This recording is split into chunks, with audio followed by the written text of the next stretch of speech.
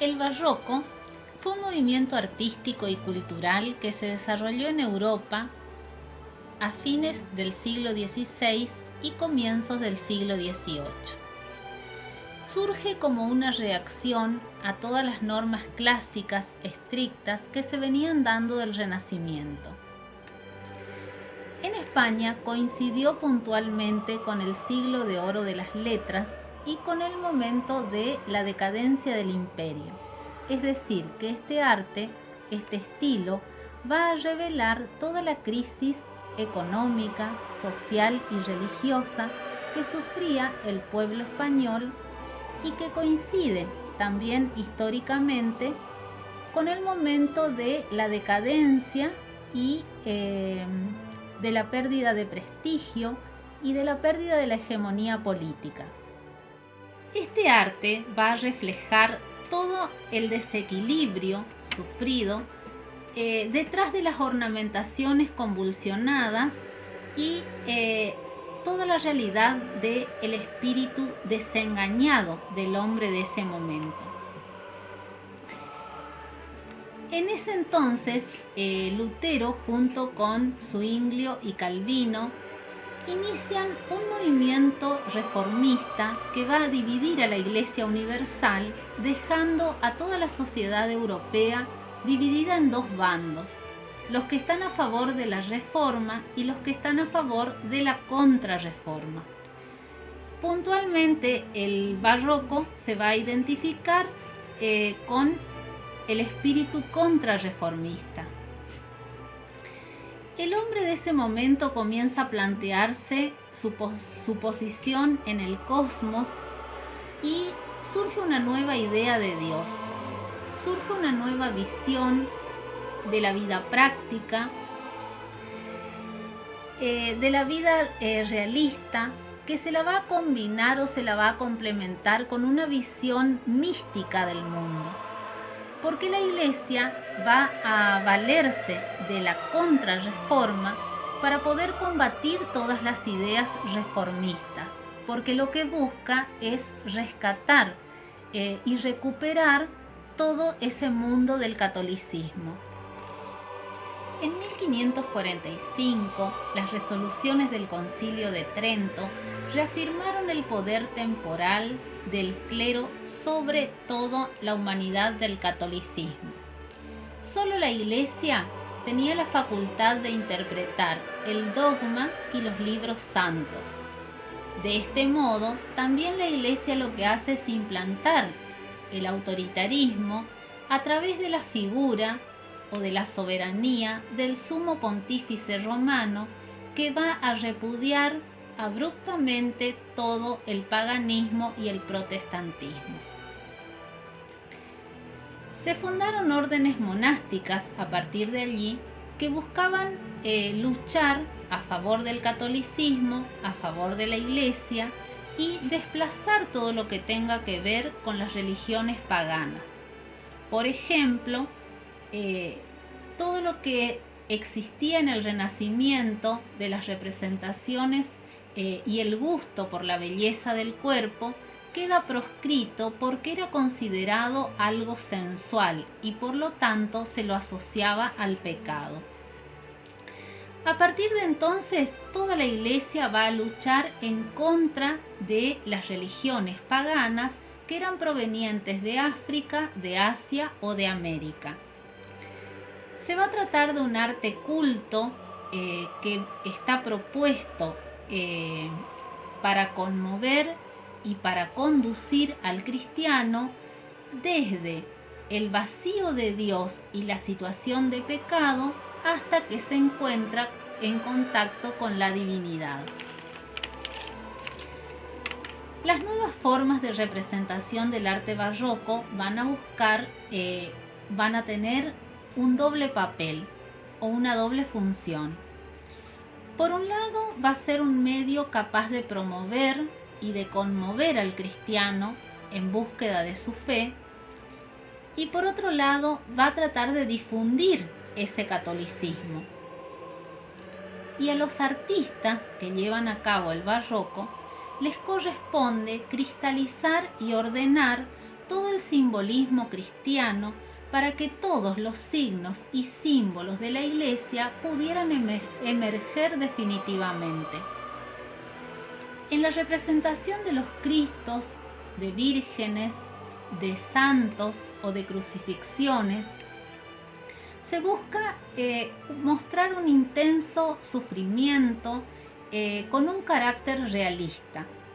Un realismo que a través de las técnicas que utiliza el artista, como las proporciones, las formas y el color, tratan de mostrar, de expresar el dolor físico, el espanto, la muerte, de una manera lo más verídica posible. Las formas del estilo barroco trajeron, junto con los europeos, llegan a América y con ellos llega toda la ideología de Europa. La ideología con respecto a lo religioso, a lo económico, a lo social. Y esta misma ideología es la que luego va a entronizar en América una alianza entre la Iglesia y la corona. Las artes plásticas se van a prestar para expresar toda la tensión social que hay en ese momento en esa sociedad de colonia. Hay una misma realidad, pero una realidad cruda, tanto para explotadores como para explotados, para señores y para esclavos, para españoles y para indígenas.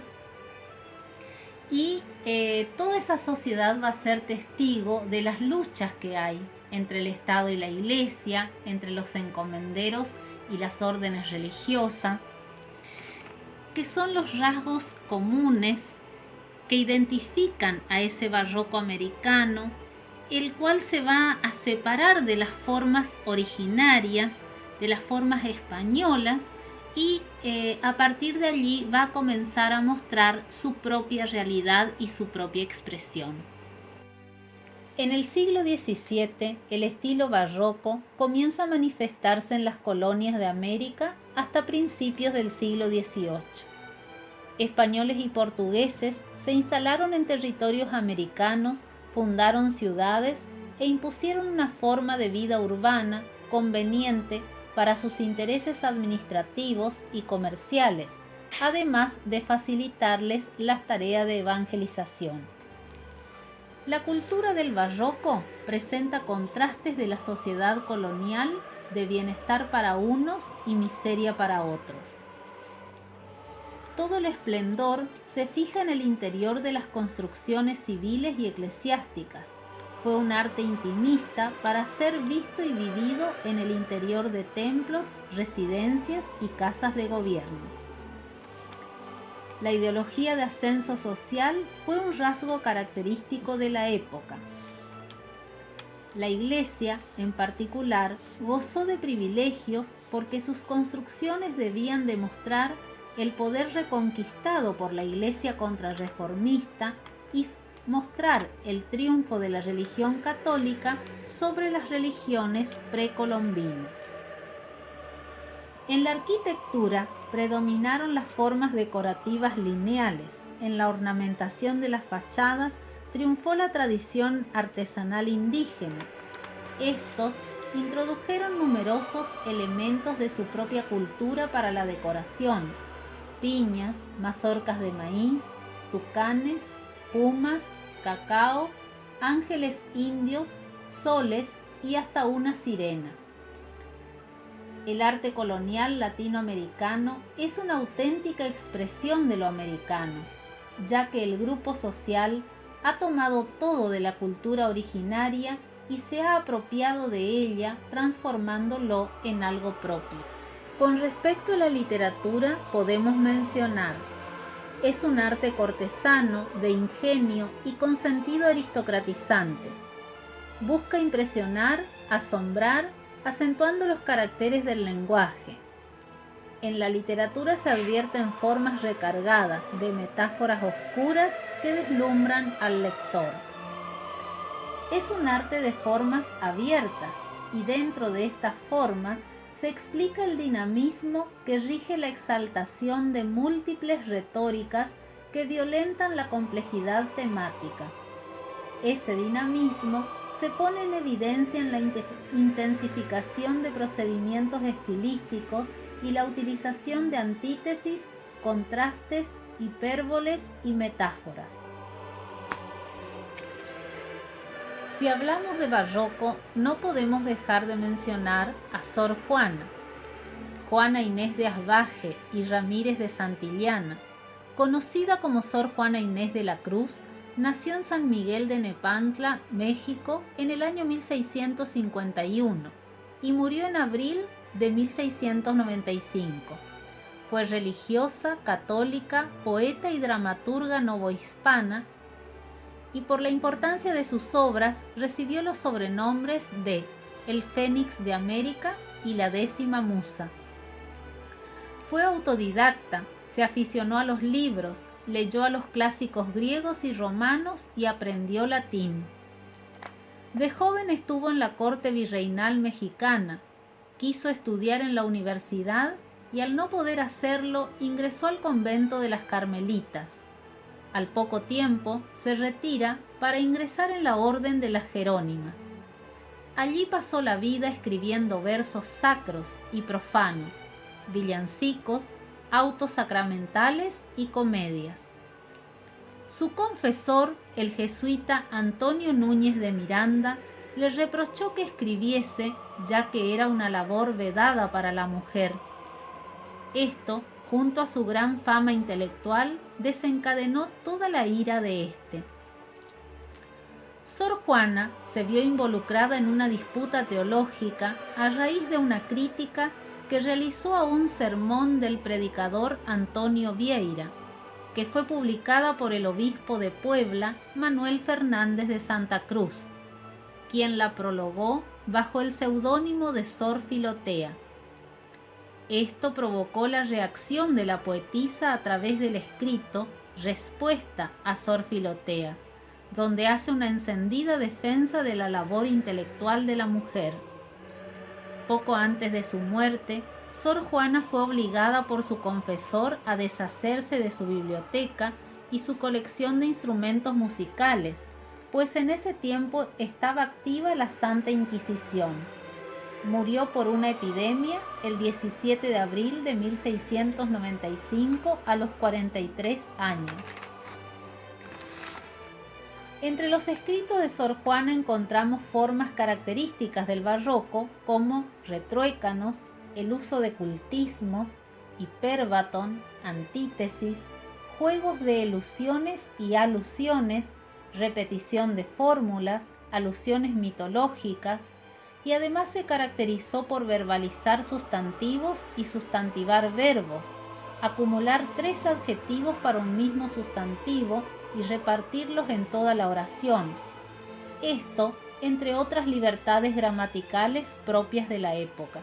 Otro de los autores destacados de este movimiento es el Inca Garcilaso de la Vega. Nació en Cusco, Perú, el 12 de abril de 1539. Hijo ilegítimo del capitán español Sebastián Garcilaso de la Vega, perteneciente a una ilustre familia española, y de la princesa incaica Isabel Chimpu Ocllo. Es bautizado como Gómez Suárez de Figueroa. El contacto diario durante toda su niñez y juventud con personajes y descendientes del extinguido Tahuantinsuyo, así como sus viajes por diversas provincias, le permitieron conocer a fondo el territorio y las leyendas del antiguo Perú. A los 21 años se trasladó a España para continuar sus estudios y estando allí se enroló en el ejército del rey Felipe II. Al dejar las armas, se estableció en Córdoba para dedicarse a la historia y a la literatura.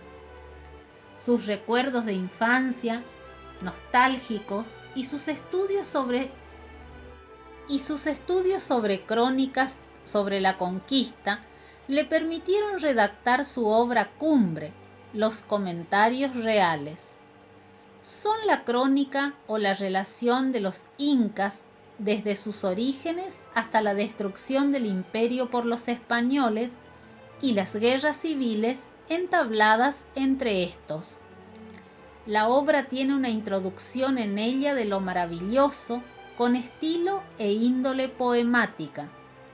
Los paisajes, las costumbres, las poblaciones y los hechos son de gran valor testimonial. Lo animado y pintoresco coinciden con una verdad histórica. Es considerado un documento que permite conocer cómo vivían y pensaban los incas.